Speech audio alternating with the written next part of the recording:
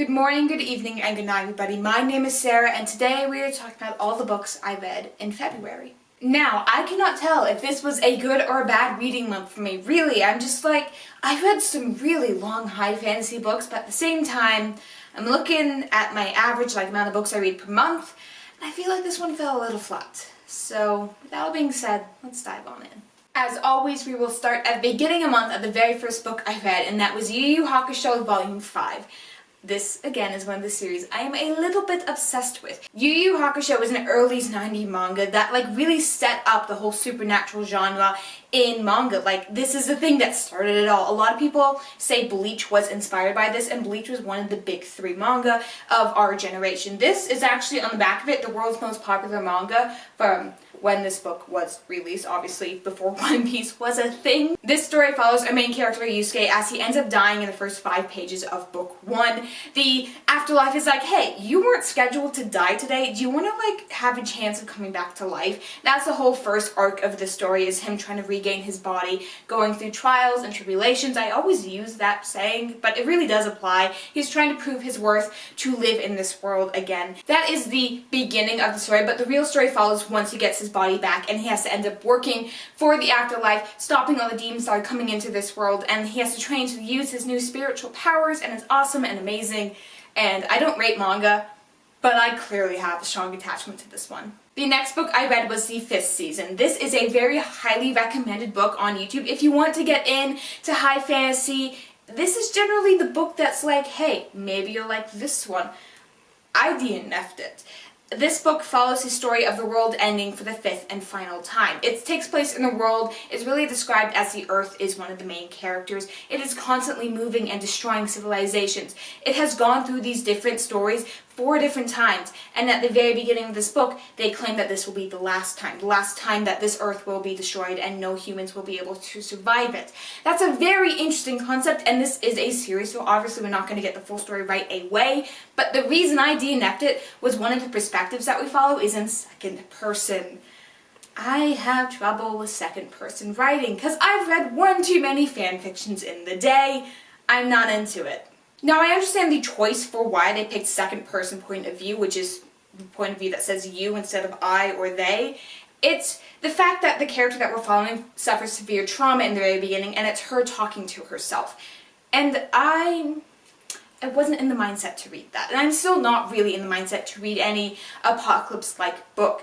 It hasn't been the best month for me, and I just decided I didn't want to push through it. Maybe one day I'll pick this up again, but that second person point of view really was bothering me. So after I DNF'd that book, I decided I need something I know I love, I know I enjoy, and I picked Volume 6 of Yu Yu Hakusho. Again, I don't rate manga, but this is the end of one arc and the beginning of the next one. There's a character that is introduced in the end of the arc that is the beginning of this book, who is very important to another one of our main characters, who was introduced in the volume before this. Manga is really weird the way that they're published. Just flow with it, okay? And the arc that's in the very second half of this book is it's the beginning of one of my favorite arcs of all time. It's really what got me into it. It is a tournament-based arc, so again, this is a fighting manga. This is a shonen manga, so it is aimed at teen boy with fighting and tournaments and superpowers, and it's awesome, and I love it. Again, a lot of demon fighting in this stuff, but it's really cool. So, I grew up watching this anime, and now I gotta read the manga, and it's like I'm experiencing it all over again. Honestly, I can't give an unbiased opinion about this. I really do love it.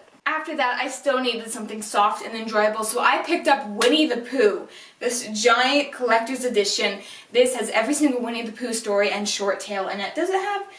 I'm pretty sure it has all the short tales in it. And it's so soft and lovely, and for those of you who don't know, I grew up at Anaheim. Disneyland is kind of where I'm from, and Winnie the Pooh is my favorite ride.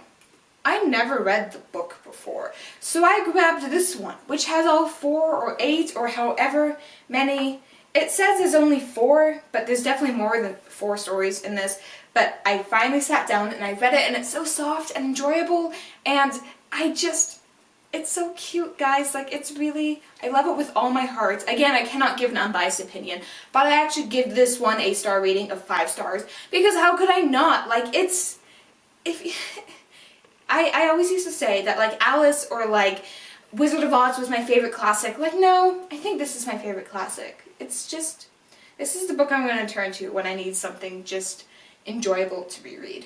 Of course, this follows the story of Winnie the Pooh. Actually, we find out that his name is Edward the Bear, but for some reason, Christopher Robin just calls him Winnie the Pooh. But his house is called by the name Mr. Sanders, so I don't know what the bear's name is, but he's soft and cuddly, and I love him. It follows him and the 100-Acre Woods as they just go on wonderful adventures and amazingness, and the very last story, like, it broke my heart. Like, the last book of the Winnie the Pooh series, I'm just like, don't do that to me. I didn't need to feel that kind of emotion when I was reading this. Like, I read this for something cute and enjoyable, and then you destroyed me. And I 5 stars. Like, literally, if you want something soft that will break your heart, last book in this. The next book I read was another manga. Now you see why I feel like I didn't read that much this month, because they were all short stories, but it was My Hero Academia Volume 23. This is the most recent volume, and the next one isn't going to come out for another couple of months, and it's destroying me because I love the story, and I know I could read it online, but I like collecting them. And if you know what I was talking about last time when I mentioned there was a very important thing in the last volume I was reading that just got cut off because, again, of the way that these stories are structured. Like, I needed to know the ending of what happened in that fight in the last volume, and I did, and it was amazing and wonderful in this volume.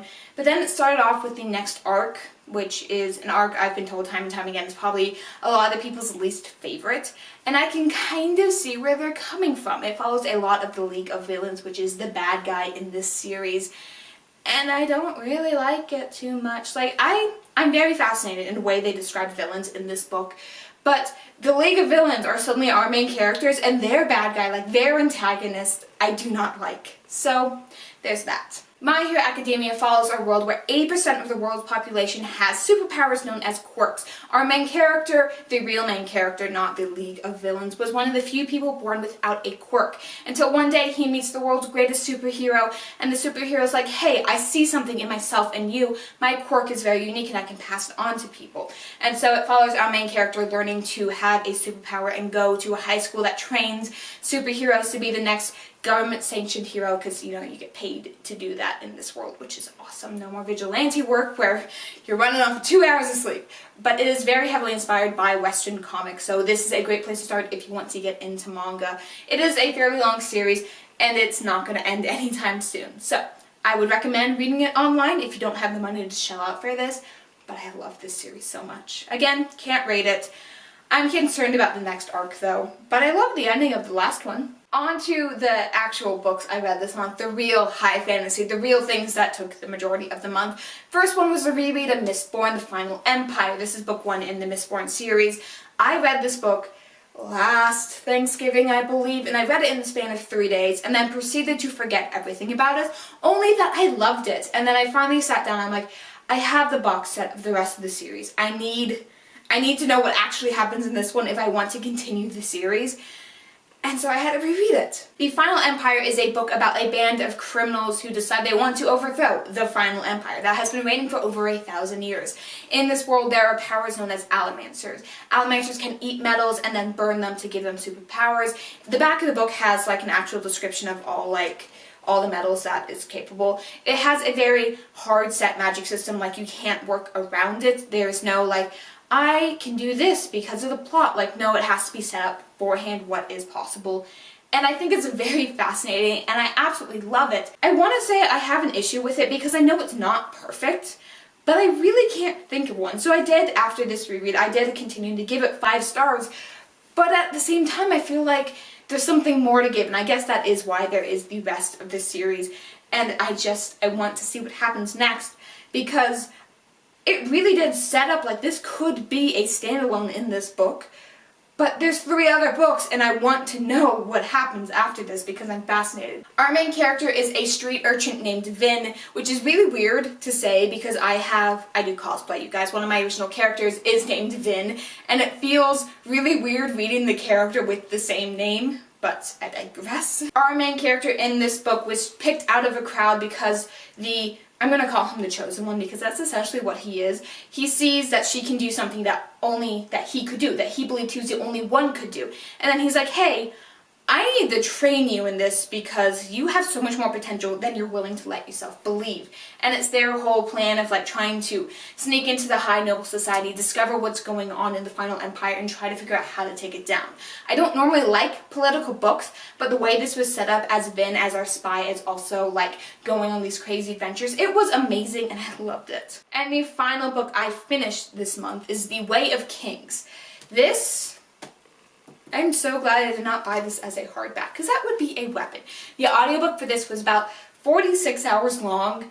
It was insane. This took up most of the month for me, and I absolutely loved it. However, there was a point in time I almost DNF'd it. Because this book is so long, the middle, which is normally like what people think is like, oh, that's the worst part of the book is the middle, before the beginning and the end, it dragged, and I was so close to giving it up because another book just came in from the library, and I'm like, hey, I could spend my time on that, but I finally pushed through, and I'm glad I did because I really did enjoy this book. The Way of Kings is actually a really hard book to describe because it follows a bunch of different characters and there isn't really a set plot line. None of them really ever end up interacting too much.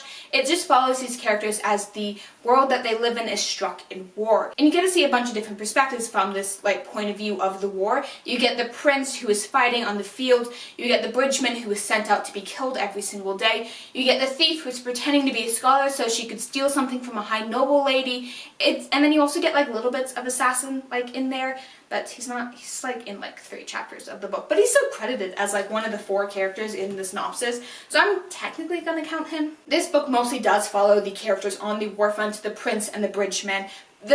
My problem, the reason why I almost DNF'd this, was because my favorite character was the thief, and she wasn't in the middle part of the book. And like even when we eventually got back to her storyline, I didn't like her conclusion of her story. I felt like it did twists and like plot points that weren't set up correctly. There was reveals, and I'm like, there was nothing hinting at that. Maybe if I ever reread this book, I probably never will because of how long it is. Like, I can't dedicate another 46 hours to this book when it's part of a huge series, all of them this long.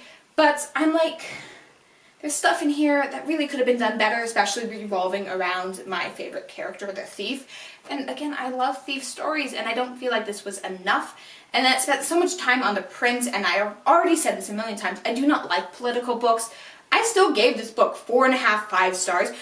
Closer to 4, really. But I'm just like, it could have been better, and I want to see what the rest of the series does, but at the same time, I don't want a repeat of the prince every single chapter. I did not care about his story. It was still fascinating. I still liked this book, but when your main focus is on the character I didn't care too much about, it kind of did drag it down a little bit. Like, I loved it. I can't deny the fact that I was so amazed in this world and the power system and the bridgeman. Like, there's stuff that he had to go through that I was like very near the end. I can't talk about it all, but I really did like his story. But the problem is my favorite character didn't get enough time, and my least favorite character got way too much time. So it really just depends on what type of story you're looking for. It will be in this, trust me. It just won't have the probably amount of pages that you want. Now, I have one more book I want to talk about. I did not finish it this month, but I'm getting so close. Like, I'm halfway there, I can do it, and it's The Great Hunt Book 2 of the Wheel of Time series. So I read book 1 last month, or in January, and I loved it. And book 2 is not as fun for me. Like, I loved book 1 because you could really tell it was Lord of the Rings, Hobbit inspired, going on this grand adventure, discovering who you are, learning about magic and mayhem and all the things that you thought were just legend are actually real, just out there in the world. Book 2 follows the consequences of that. And I love stories that follow the consequences, but the characters are not the same. After what they went through in the first book, they're not the same, and it's a lot of the first half of this book, the part that I've read so far, is a lot of their strife and their conflict with each other. Book 1, they were such good friends, and in book 2, you can really see that falling apart.